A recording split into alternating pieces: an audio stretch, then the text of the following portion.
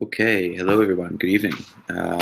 Welcome everyone to the third history review. It's great to be able to do one of these again. I hope everyone is having a very pleasant evening, and we are, I think, ready to begin. Able to do We um, We have a couple people already submitting questions, so please feel free to submit questions via email or, again, via the chat link on the YouTube page. To begin with, and I just want to be clear again for all of the classes, and joining us tonight also is the 10A6 class. They were invited to participate, so shout out to them. None of the classes have readings this evening, or readings for the exam.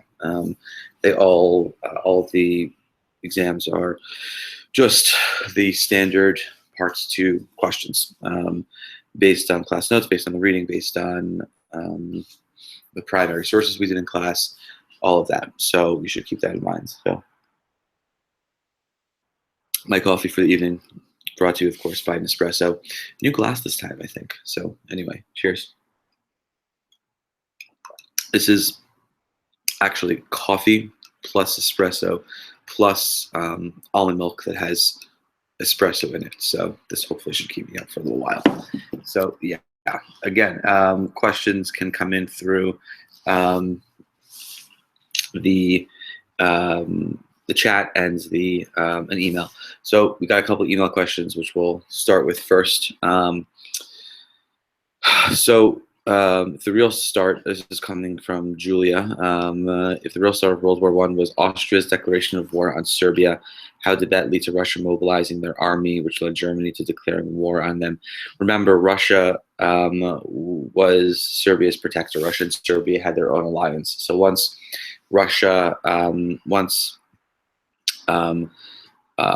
Austria declared war on Serbia, then Russia was going to come to Serbia's aid. And once Russia declares war on Austria, then Germany, because it is bound to Austria, is going to declare war on Russia. So that's how we get to Russia entering the war. Was Winston Churchill from the British Navy during the First World War the same Churchill from the Second World War? Yes, he was. Winston Churchill, there's a lot you can obviously read on Winston Churchill, but yes, during the First World War, he was the head of the British Admiralty, and during the Second World War, he was also head of the British Admiralty for at least the first 6 months of the war, from the time that the war began in September of 1939 until he was made Prime Minister in May of 1940. So, okay, how did America join World War I? So America joined World War I really as a result of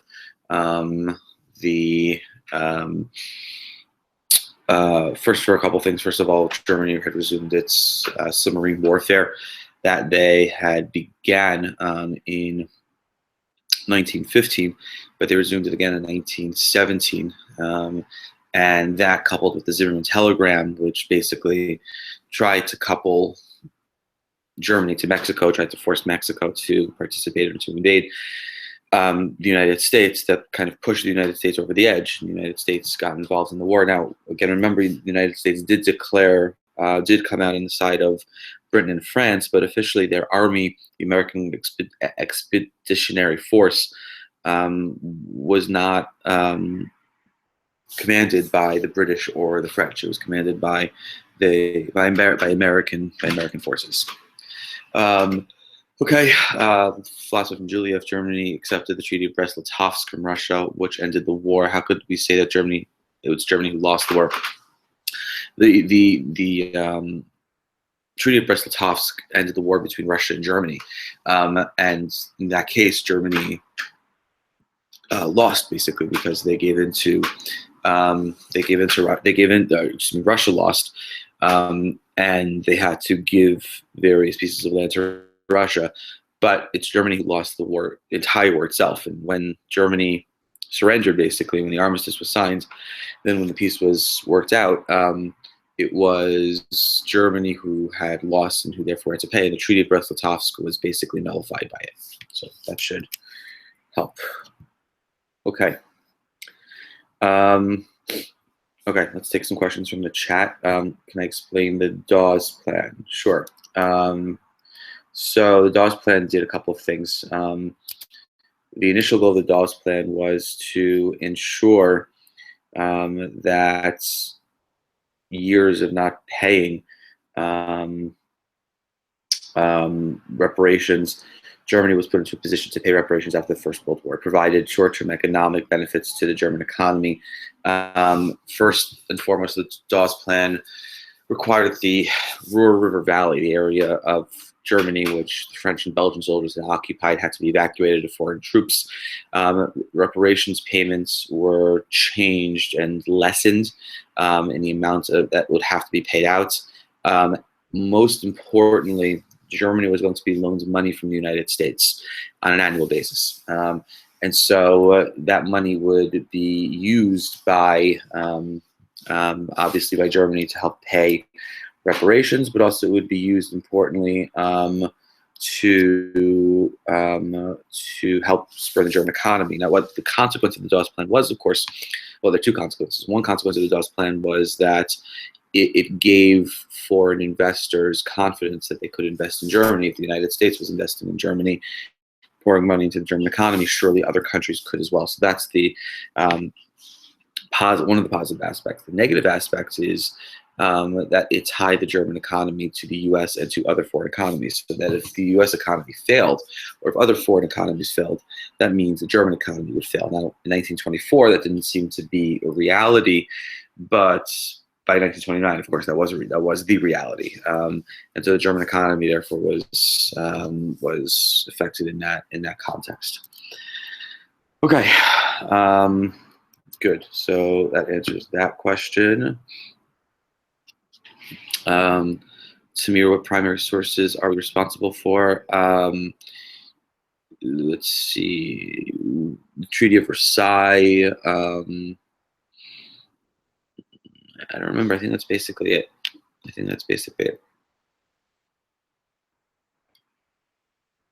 Okay. Let's see. I'm taking some questions from the chat, and then go back to email questions in a couple of minutes. Shoshana, can I explain the 25 points? The 25 points are is the original document, the original outline of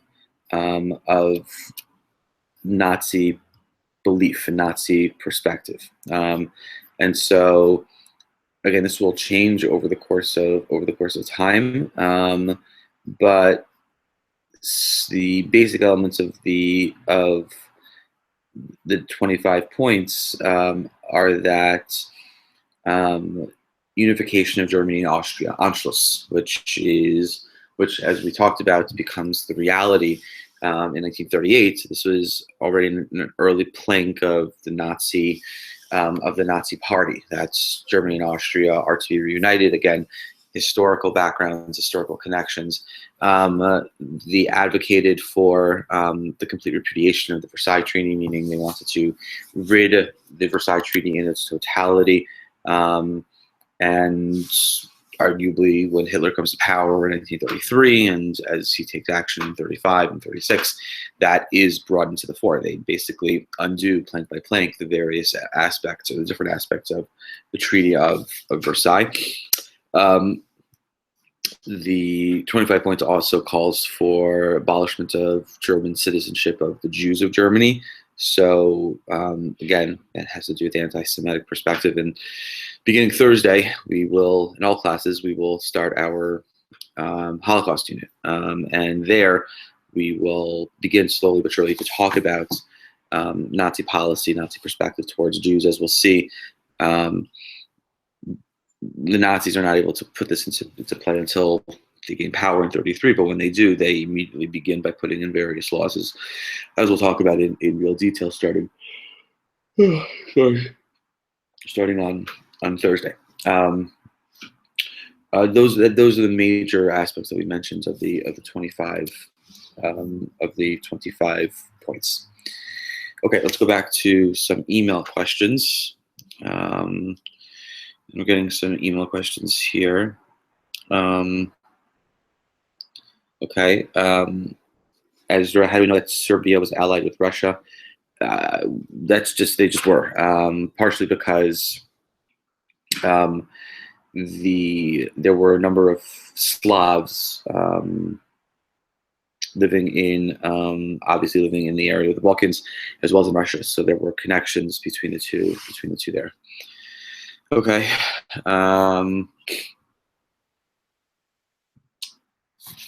Okay, let's see, from Chloe. What was the second way Mussolini divided industries after syndicates? So this is talking about the fascist economy. This is something we mentioned only in the honors classes very, very briefly. We mentioned very briefly that one of the key elements of fascism is its economic model. It can be divided really into two parts. First is from the time Mussolini gains power until 1930, the fascist economy was defined what's called syndicates, where the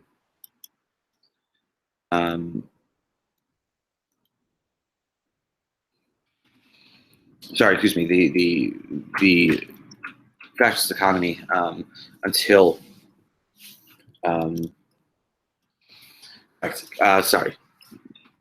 back to there for a minute. Syndicates represented, again, labor and management. The syndicates were major industries were divided, again, into what were called syndicates in which labor and management were represented together. Two parties, labor and management, negotiated later settlements and turned to governments when they couldn't come to an agreement. After 1930, though, the syndicates were reorganized into what are called corporations. Corporations grouped all industries related to production together. So, meaning for whatever was being produced, all of the different stages of production are grouped together into one large corporation. And so it's a way of providing efficiency. It's a way of providing clear efficiency for economic development. Okay.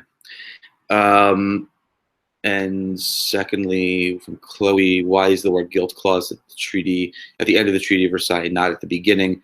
That's a good question, Chloe. I don't know. That is a question that historians like to ask, and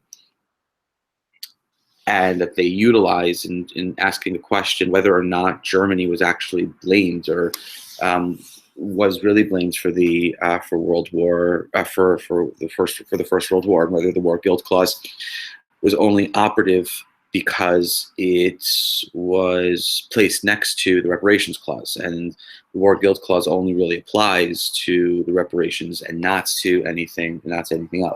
And that's exactly the question that historians ask. If Germany was blamed, then why isn't the war guilt clause at the very beginning? And why isn't it at the very beginning? Why is it only buried underneath at the very end of the document? That's the best. I really don't have an answer. I think you could say that there was an underlying assumption by Britain and by France that Germany was to be blamed, even though that's not what Woodrow Wilson had set out to do, and it's not what the United States delegation arguably set out to do. But that's the best answer I could give. Okay. Serena, how did World War I influence Russia in its post-war era? Well, I mean, the First War itself was extremely detrimental to Russia as in terms of its human capital. The single advantage that Russia had in World War I were its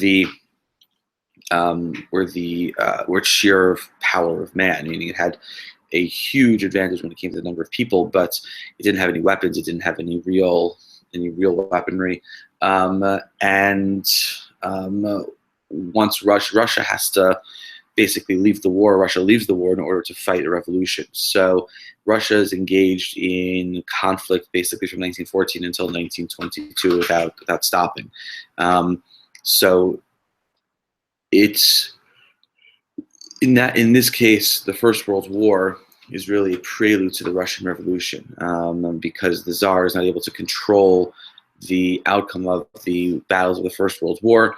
This leads to a rising tide and a rising influence of Bolshevism, of communism, which ultimately leads to the Russian Revolution. So World War I basically showed that the Tsar was not able to control his people, which leads to the outbreak of the Russian Revolution. Okay, excellent. Okay. Why did so many installed governments fall to dictators in the interwar period? Who's UGH? Why did many installed governments fall to the dictators in the interwar period? That's a good question. I think part of it has to do with the fact that governments following World War I, especially in newly created countries, whether it's in Yugoslavia, whether it's in Czechoslovakia, these were governments that did not have popular backing, did not have any real substantive, control, and because of economic conditions and because of poor economic conditions, dictators were able to take advantage of that reality. And so whether it's in Poland in the 1920s, whether it's in Yugoslavia, whether it's in Czechoslovakia, there is no strong centralized government. There's no strong history of strong centralized government.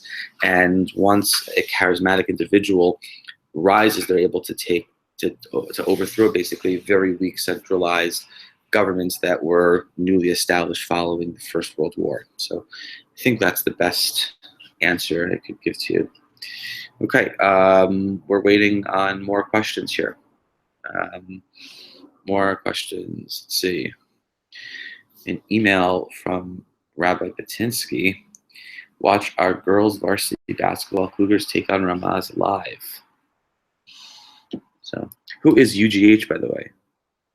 You're welcome for answering the question, but who's UGH?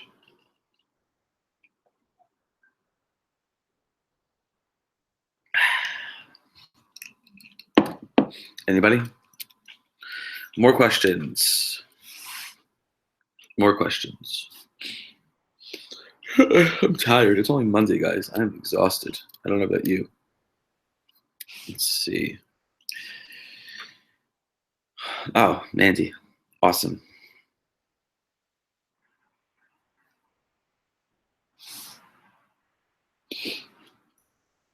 Okay. Do you footnote the Treaty of Versailles in 14.2 pages with no author date? Yes, Julia, that is correct. Okay, question from Michelle. Why did Italy join the dual alliance in 1881? I think it largely had to do with the fact that Italy was looking to immerse itself as a major European power. Remember, Italy only is unified in the 1850s and 1860s. Italy as a country in 1881, as a unified country, still a very young country. And they really have not, they weren't at that point a strong European power. And so they want to join the dual alliance in 1881, I think, to take part in some of the major, or to involve themselves in some of the major powers within Europe. And so that's why they joined, I think, the dual alliance in 1881 to join Germany, to join Austria. I think that's why they joined, largely again to enmesh themselves within the broader power structure that is beginning to emerge in Europe in the late 19th century. Again, Italy's a very young country. They don't have any sort of nationalistic history, and they want to sort of begin to enmesh themselves within the context of power. Serena, what was Mussolini's long-term effect on Russia? Mussolini did not have a long-term effect on Russia. Mussolini is not the leader of Russia. Mussolini is the leader of Italy. Do you mean, Serena, what was Mussolini's long-term effect on Italy? Maybe you mean that. I will wait for your response. I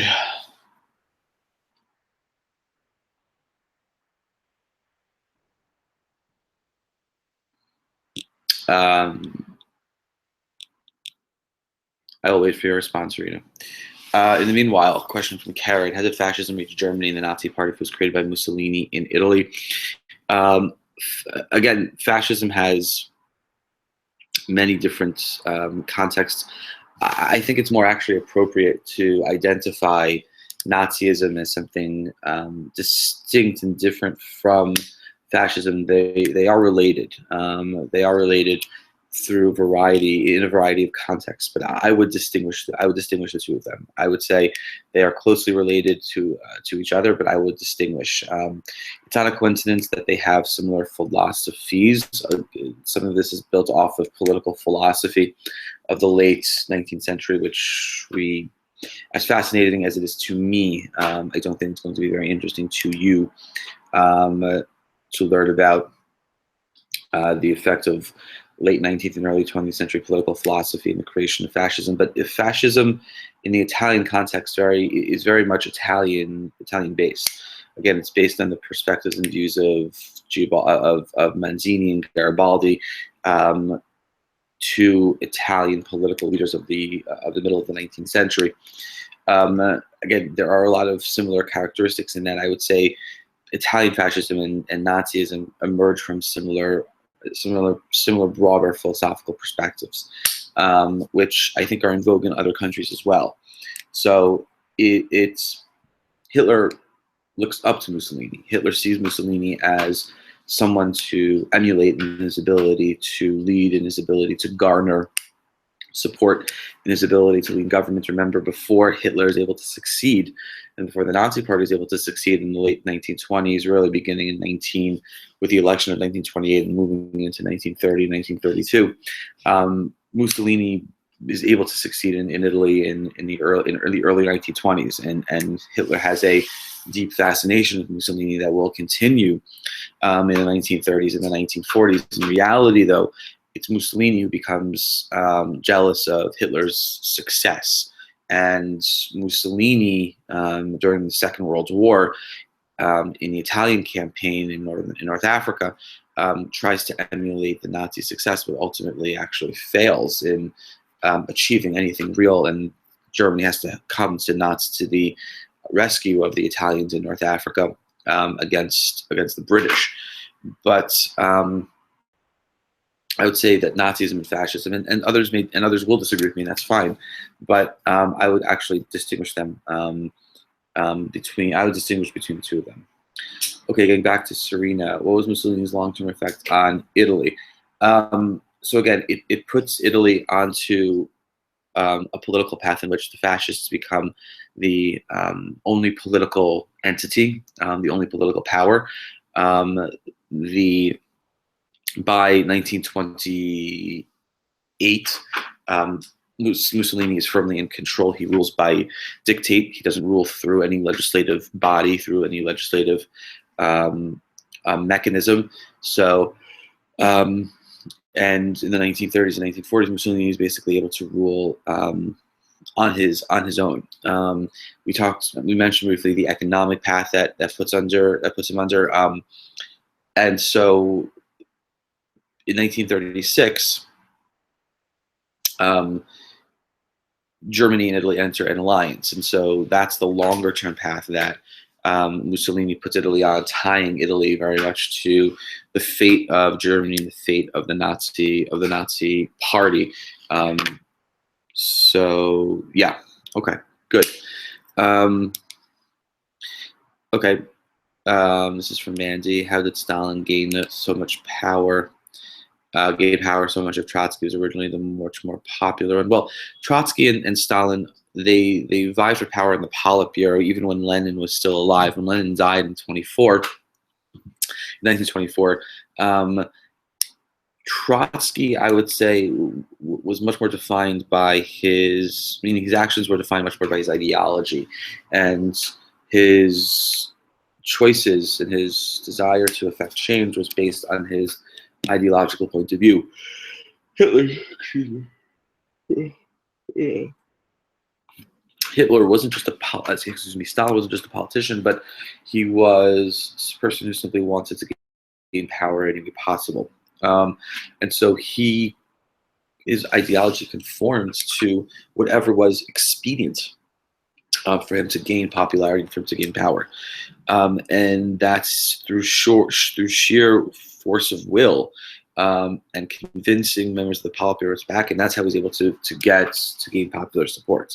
And again, this is something through his sheer personality that he's able to really gain tremendous amounts of control and power, particularly after the Second World War. As the Second World War was winding down, there was a real fear amongst the Allied armies, particularly specifically the United States, first Roosevelt and then Harry Truman and Churchill, that Stalin was going to just run rampant and run wild in Eastern Europe after the war.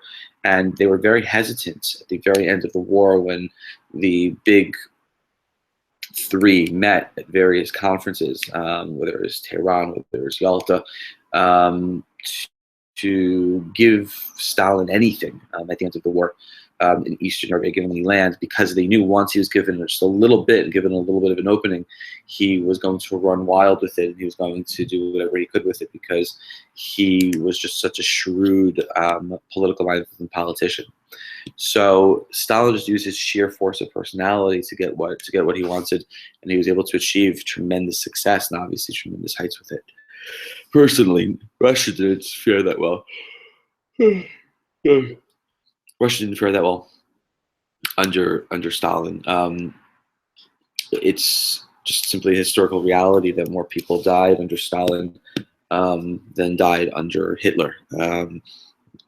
Historians debate the numbers, but somewhere between 25 and 30 million people were killed or died or murdered during Stalin's reign, and obviously that is a much larger number that were killed than under Hitler. Again, that's not to diminish, obviously, what Hitler unfortunately did, but just to give that into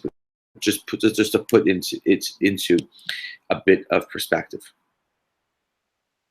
Okay, what was Russia gained from having secret alliances with Germany? What was the gain in being going behind the backs of the Allies? So, Karen, can you be a little more specific? Which war are you talking about here? Are you talking about the First World War? Can you be a little more specific in just giving me context as to what you're talking about? Okay. Other questions?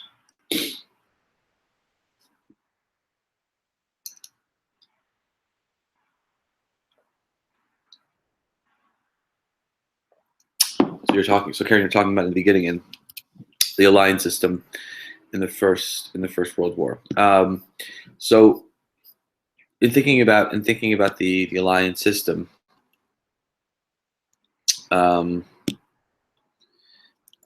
so the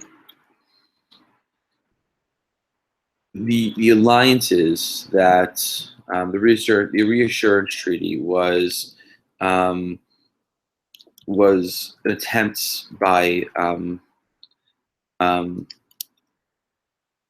Germany to continue to ally with Russia, and and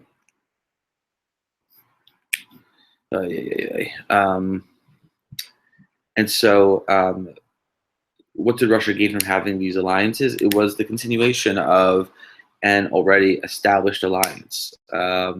And at this point, there was nothing in the late 19th century leading up to the war that was negative about this. This was done from Russia's point of view because Germany was a strong power. They were a neighbor, and it was simply a smart thing for them to do. No,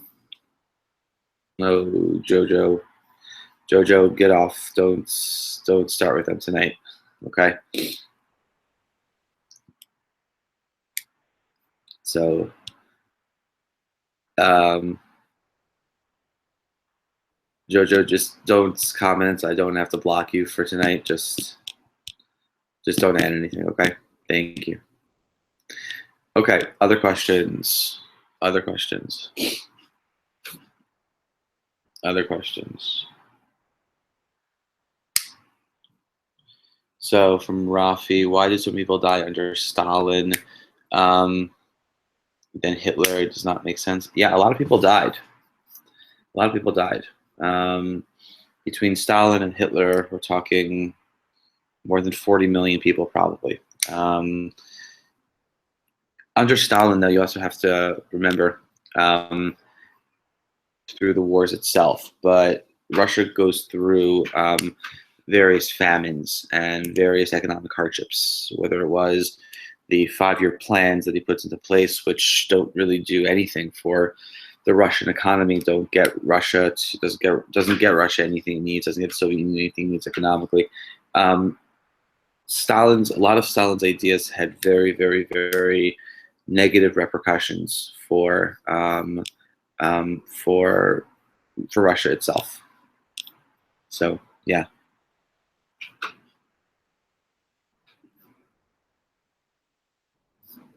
Okay. Other questions, guys? Other questions? Let's see. Some good games going on in the NBA tonight. Cleveland is leading Milwaukee 52-50 at the half. And the 76ers are only down 10 to Golden State. Wow. Okay. The third quarter. Fun stuff. Other questions? Other questions, guys? Oh, yeah. This test is not a hard test. It really isn't. I know you guys are going to freak out because this is a test. I know you guys are going to go crazy because this is a test. But I'm much more interested in what you guys are going to do for the first of all for the museum project and for the Holocaust project. So I think you're going to learn a lot more than for the Holocaust project and for the museum project than you're going to be doing studying for the exam. There's no doubt that you guys learned a lot over the last 3 weeks or so as we talked about the First World War, the interwar period, the Second World War. But I think you guys are going to learn tremendous amounts in the Holocaust, in the Ghetto project that you have, and in the museum assignments. Okay, so that's just. I know you guys are going to go crazy. I know you guys are going to study beyond. You're going to stay up on tomorrow night until ungodly hours studying. You're going to come into school Wednesday bleary-eyed without having any sleep. I'm here to tell you guys it's not worth it in general for this exam. It's not worth it in general for exams. But anyway, that's my own point of view, and maybe my ideal of getting rid of exams will actually move into place one day. But at this point, it's not. But let's see what happens. Can I give an example of an overview question you may ask? I may ask you in what ways does and I guess this is more of an A-level question than an H-level question, but in what ways does the alliance system of the late 19th and early 20th century lead to the outbreak of the First World War? Or echoing something that the honors classes are writing about, and I'm thinking about over the last couple of days, in what ways was the Treaty of Versailles a flawed piece? Was it a flawed piece, and why? I guess those are some pretty good overview questions. So, yeah.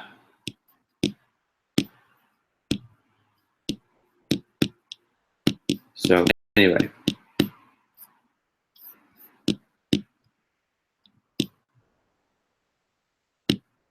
Let's see. We'll have more questions here.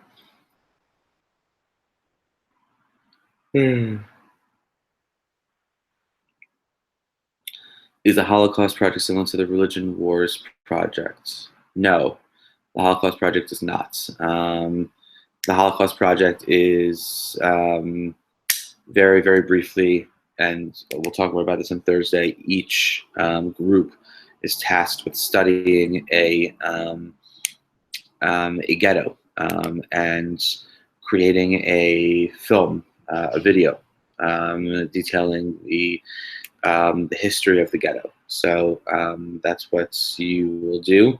You'll do research on the ghetto, and then everyone will post their video, and there'll be some sort of in-class quiz based on that. So that's what the Ghetto Project is going to, that's what the Holocaust Project is going to be. On the test, there'll be a choice of questions to answer.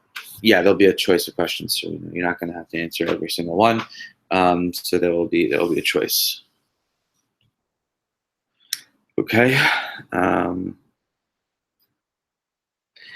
Yeah, Jojo, it's just not worth it. Honestly, I'm just too tired to deal with going back and forth. I told the sophomores already that that if they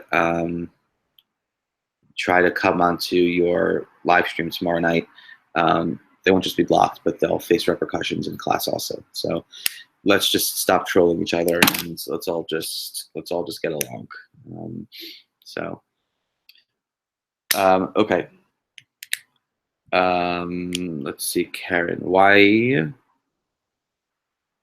Let's see. But weren't they in alliance with Britain and France? Enemies, Russia. Russia only enters into an alliance with Britain and France. Russia only enters into an alliance with Britain and France in the very late 19th century, when they first begin to when Germany, after the death of with the rise of Wilhelm II, the new king, and when Germany basically rejects Russia's overtures for a treaty, at that point Russia turns to France because Russia needs money to invest in roads and infrastructure, and at that point they create an alliance with France. The alliance with Britain is not really an alliance. It's what we call, again, the Entente Cordiale. Basically, it's France and Britain recognizing each other's legitimacy. And again, much of what the Entente Cordiale was recognizing overseas, or resolving questions about overseas territories, and Britain and Russia enter into that agreement largely as a result of the agreement that Russia had with France. Okay. Sammy, we explained the DAWS plan very early on in the video, so you'll go back and watch the beginning of the video because we explained the DAWS plan as one of the first questions we answered. So you can go back and look at the beginning of the video for the DAWS plan. Does Japan share a similar fate to the other Axis powers when it comes to the interwar period? Japan was largely building its military during the interwar period. In the early 1931, Japan began to invade China, which caused real consternation because China was a sovereign nation. China complains about Japan to the League of Nations. The League of Nations actually does nothing. In light of their complaints, that gives us a good sense as to what power really the League of Nations had, or the lack of power the League of Nations had. So, so Japan was looking to build up its military, build up its influence in Asia. Yeah, what minute? I don't remember what minute, Sammy, but it was really. But Serena was right. It was one of the very first questions. It may have been like question number 2, but it was within the first 5 minutes of the video, I think.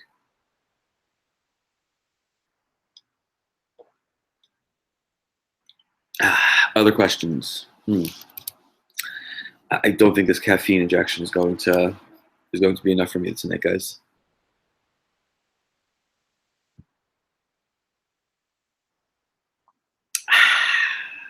Caffeine, espresso, coffee, and it's actually almond milk cold brew with some espresso in it, which is unbelievable. But this is a coffee machine here. If Jessica's home right now, she saw me drinking this, she'd be going crazy. Okay. More questions. Let's see, more questions. I'm going to take some email questions. Okay. If the Treaty of Versailles was meant to bring peace, why didn't it, from Rafi? It didn't bring peace because it imposed on Germany extremely harsh conditions that it was never able to live up to. It blamed Germany for the war and gave them just very, very difficult conditions. It created countries that were basically unstable. Countries like Yugoslavia, like Poland, Czechoslovakia, like Austria, that did not have stable governments. Um, it created the League of Nations, which, while in theory was a good idea, it didn't have any real affect or any real power. So, in those contexts, the Treaty of Versailles didn't bring peace. You also have to remember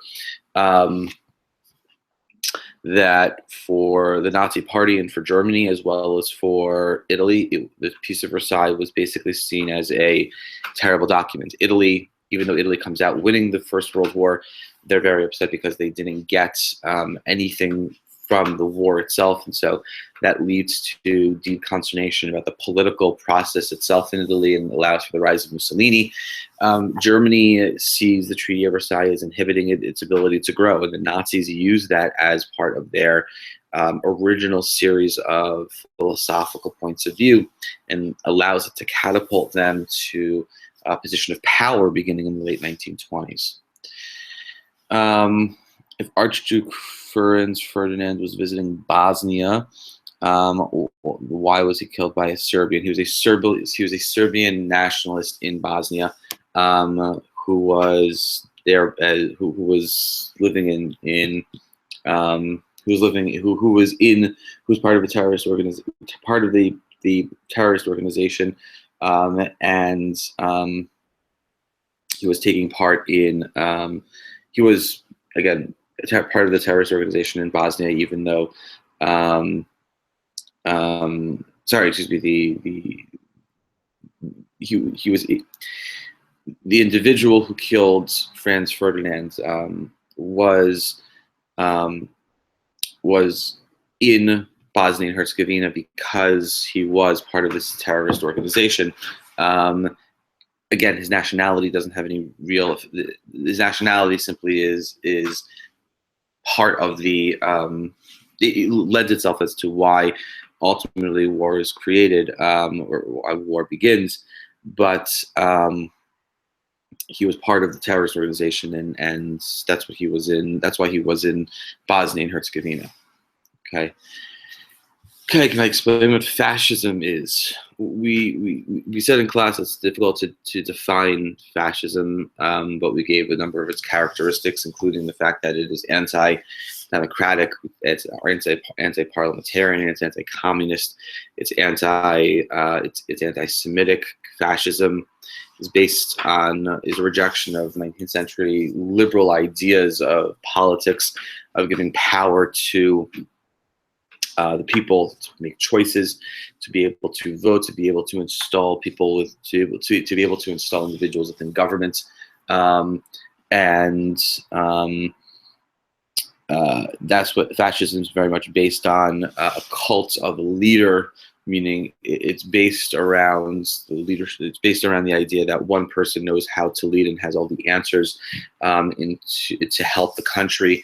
One of the major ideas of fascism is that as each individual citizen must give themselves up to work for the state, and what they do is for the good of the state, and everything they do is for the good of the state. Everything they produce, their jobs, their family life, is for the good of the state. Again, the state doesn't control everything like it does under communism, but rather everything that an individual person does, they do for the greatness of the country, the greatness of the state. Okay. All right, let's take some questions now from the chat. Can you sum up what communism is and how Germany was communist? Germany was not communist. why did the League of Nations fail? The League of Nations failed because it basically had no mechanism by which it could implement its decisions. The League of Nations was set up as a body in which basically served as an arbiter, where two countries, the goal of the two countries had disputes with each other, they would come to the League of Nations, and the League of Nations would try to diffuse that arguments. But the League of Nations was not given any power to enforce their decisions, nor were they given power to force a nation to come to the negotiating table. And because of those lack of enforcement mechanisms, the League of Nations failed. And when in the post-World War II worlds, as the world was coming to grips with the effects and the consequences of the Second World War, it was thought at that point that another international organization was needed, but this time an international organization that had the capacity to actually enforce its decisions. And so when the United Nations was created, there were enforcement mechanisms put into place. The United Nations has not an army, but it has a military force made up of the various constituent countries. The United States obviously is the major contributor, and all countries give troops to UN forces, and so that was the major reason why the League of Nations fell. And then again, as we said, Germany leaves the League of Nations, Japan leaves the League of Nations. Countries in the 1930s began to leave the League of Nations, and at that point, it was not a viable alternative. Was the U.S. a member of the League of Nations? No. The U.S. was not a member of the League of Nations, even though this was suggested by President Roosevelt. The U.S. Senate never actually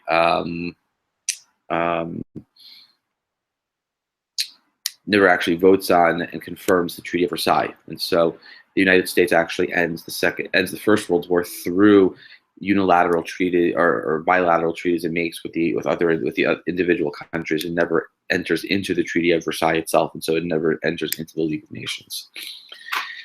Okay, blah blah blah. What did Russia gain by the secret treaty with Germany before the death of Bismarck? We talked about that earlier in the video. Why did Stalin do his purges? Yeah, Yosef, you're right, because he wanted to remove the opposition. Exactly. He wanted to remove people on the Politburo, as we said, in the communist governments, people in general who disagreed with his points of view. Why did the German workers by the Ruhr Valley go on strike? Shoshana, so this is talking in the interwar period. They did it because basically they were told to by the governments. The German government told the German workers in the Ruhr Valley, don't go to work, let the French and the Belgian troops basically do all the production of the coal and of the steel, and don't go to work and don't help them. If they want to take the reparations materials that they are owed, let them do it themselves. Okay. Julie, what was communism? We talked about communism in the second quarter. Communism is based on the idea that there will be a revolution in the future in which the proletariat will rise up against the bourgeoisie. New governments will be created, which will take total and complete control of the economy. There will be shared property. No one will be given priority in the economic model. Those are the ideals of communism. Yes, you're right, Mandy and Julia. Wilson did suggest it. Yes, like Marx. You're right. Wilson did suggest he called for the League of Nations, and the U.S. should have been part of it. Should have been a part of it, but you also have to take into account U.S. politics and the U.S. political and the structure of our political system. All international treaties, including treaties having to do with the ending of war, need to be confirmed by the U.S. Senate. The president cannot just simply sign a peace treaty. It has to be confirmed by the U.S. Senate. And the U.S. Senate, back in 1920, the majority of the senators did not wanted to maintain the policy of isolationism. It did not want the United States to be involved in an international a cooperative institution like the League of Nations. And so the US Senate refused to ratify the Treaty of Versailles, even though it was Woodrow Wilson who suggested it in the first place. The reality also is that, and you'll learn more about this next year, Woodrow Wilson, when he comes back from the negotiations at Paris, he suffers a debilitating stroke, and he is unable to do any real functions of the presidency, and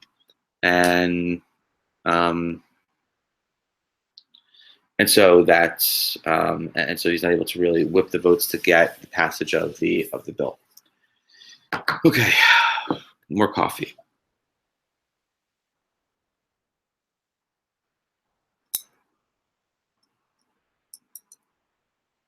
Okay.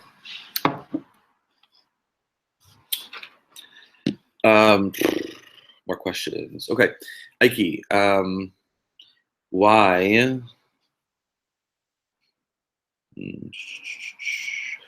did the stock market crash, and how did it affect the economy? So the stock market crash in 1929 came from a variety of reasons. First of all, there was a bubble. There was a bubble in that the value of the stocks did not reflect the their true value, and the true value of the U.S. economy. Meaning, people in the early 1920s wanted to get rich by investing money in the stock market, and they borrowed money from banks. They borrowed more money than they could ever pay back from banks to invest in the stock market, and that created, again, a stock bubble. Again, it rose. That means the stock prices rose to levels which were above their actual worth. That, combined with the fact that by 1928, the U.S. economy, the fundamentals of the U.S. economy itself, were not as strong as they had been earlier in the decade. Specifically, the U.S. agriculture sector was not doing as well as it had been. Now, most investors did not know that information, but that led to individuals beginning in September of 39, leading to October, sell off their positions in their stocks. And ultimately, October 29th, 1929, the stock market came crashing down as people tried to pull their money, seeing that, again, the U.S. economy the fundamentals of the U.S. economy were not as strong as people thought, and that stocks were basically overbought. The reality, though, is that most individuals, most American citizens who had invested money, didn't know what was happening, and wouldn't know what was happening really for days, sometimes weeks, because they were not getting the most up-to-date information. And for many of these individuals, they were completely wiped out. Their worth, their ownership of stocks was completely wiped out. And that had the knock-on effect of the fact that once people lost all of their money in stocks, they couldn't pay the loans that they took out from the bank to pay to buy those stocks in the first place. And if banks were not getting their loans paid, then the banks failed. And there were massive bank failures in 1929, 1930. People began, people did not have jobs. It had a knock-on effect on the U.S. economy as a whole. And the economy itself started to spiral downward. Unemployment was extremely high. People did not have jobs. You also have to remember, at that point, there was no social safety net. The social safety net that exists today in our country, whether it's unemployment, whether it's Medicaid, whether it's Social Security and Medicare for senior citizens, didn't exist yet. And so if people lost money in the stock market and people couldn't find a job, there was literally no place to turn to. Governments couldn't help them and didn't help them. So that was the again, That was the why the stock market crashed and how does it affect the economy. And again, remember, as a result of the Dawes plan, the German and European economies are tied into the American economy. So once the American economy begins to fail, that has a knock-on effect for the rest of Europe. Okay. Okay. Michelle, what area of the Balkans originally belonged to the Ottoman Empire? Mostly the eastern part of the Balkans, I believe Bulgaria. What else? Yeah, I don't remember what else. Parts of Greece for a period of time before they achieved independence in the 19th century. Macedonia also. I'm trying to remember what else. I think that's it for now.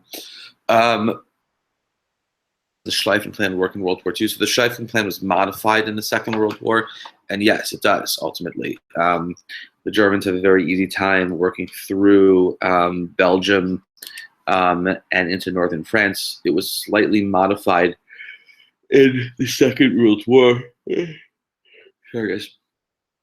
But yes, it does work during the Second World War for the Germans.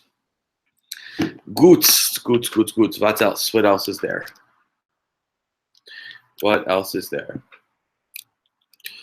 I am tired. Oof.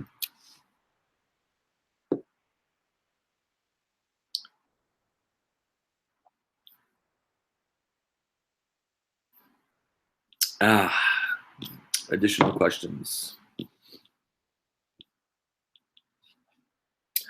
Julie, if we don't finish everything in class, we're still to know everything up until what? You have to know all of the textbook reading. That's basically it. So whatever we don't finish in class, everything that's in the textbook reading, you need to know and you'll be responsible for. For the honors classes, don't forget, and we didn't cover this at all in class, but just looking at the textbook for a second, and you, word of advice, and again, this is only for, I believe, only for the honors classes. But just looking at the textbook, here we go. This is a really, really heavy textbook.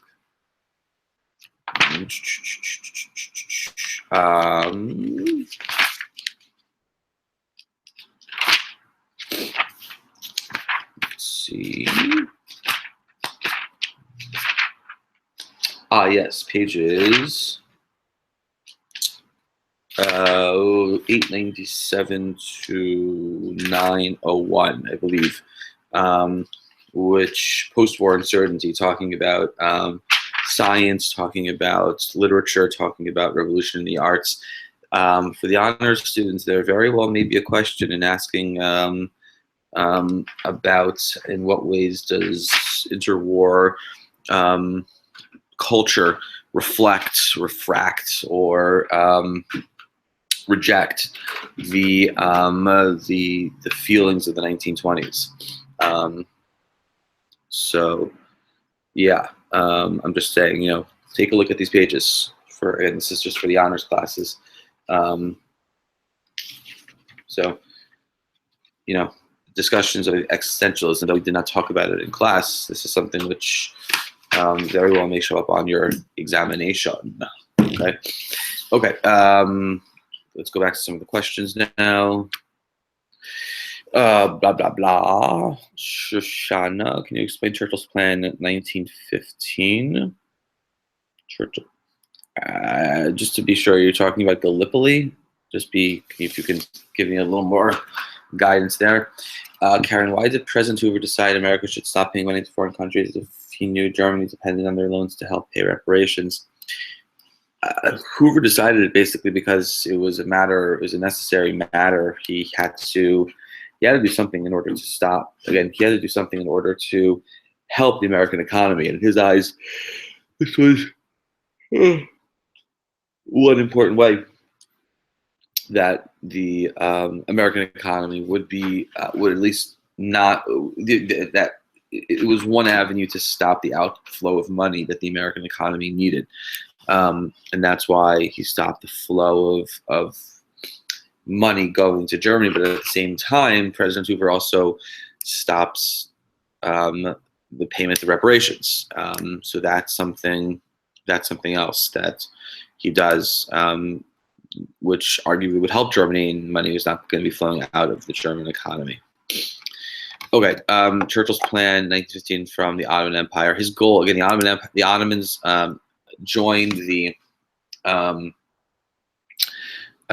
the Ottomans joined the fight against Russia, Britain, and France. The Ottomans secretly attacked Russia in early 1915, and one way in which Churchill believed that the Ottomans could be taken out was by this invasion of an overwhelming force of British soldiers on Gallipoli. The point was to use Gallipoli as a staging point for the eventual conquest of Istanbul. But at Gallipoli, as we mentioned, the British soldiers are met with a huge Ottoman force, and more than 100,000 British soldiers are killed during this attack. Okay, more questions. More questions. How are the and is anyone watching the girls' varsity game? What's happening with the girls' varsity game?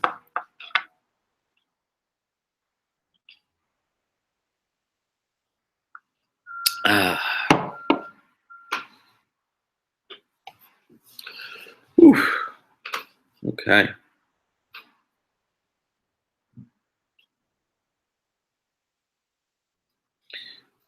More questions.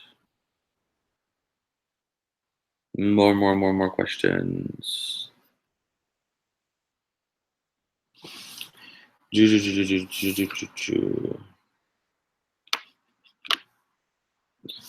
Any sponsors? No sponsors this evening. As we said, we are publicly funded now. So we're not accepting any private money. So it's all publicly funded. So if you want to donate to make sure this keeps running, you should donate to the cause. Who is the leader of the Mensheviks? That's a good question, Sean. I don't know. I do not know. So sorry.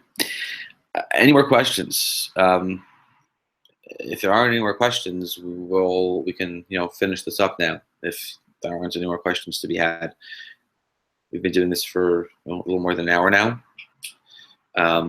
Any additional questions to be asked? So, oh yeah,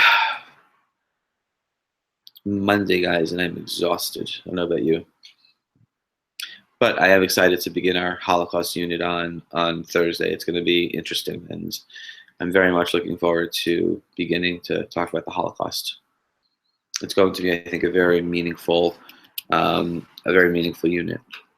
We're going to tackle some important questions. We're going to talk about some important issues.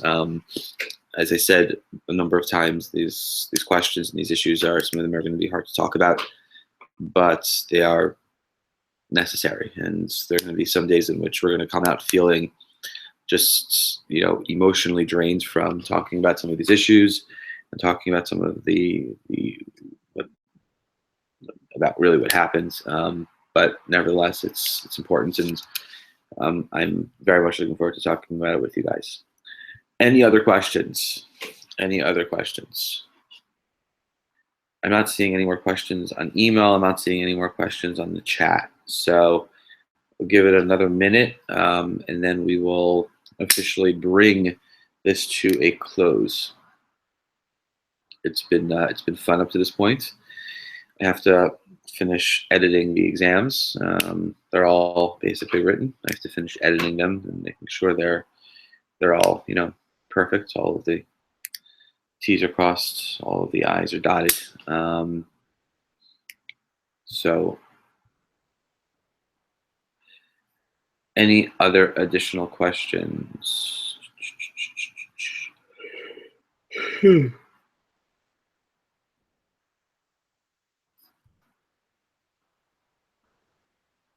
How many questions are there on the exam? I think you'll probably have 8 questions to answer on the exam. I think that makes sense.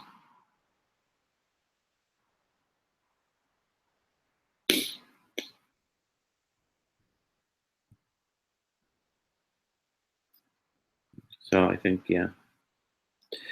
Okay. If there aren't any more questions, and if there aren't any more questions to be had, I think we will just end it at this point.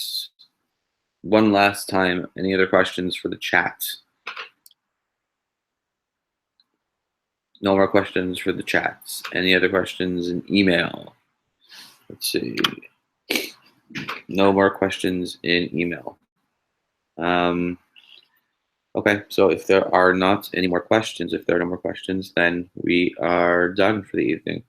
So I will see you all tomorrow. And yeah, I hope you guys have a good night. Again, no more questions. I just want to make sure there are no more questions.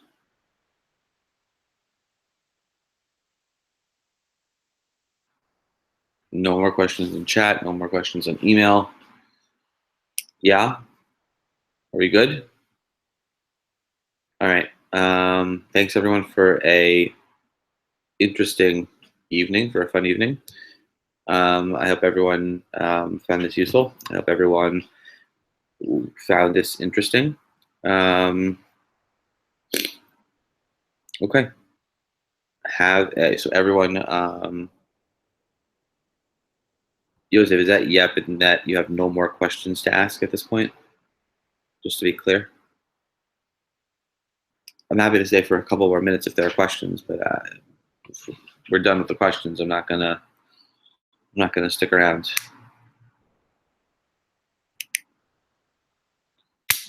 Okay, all right, guys. I think we are done. So have a good night, everybody. Again, don't go crazy studying. It's not that. It's really, really not that. The questions are not hard.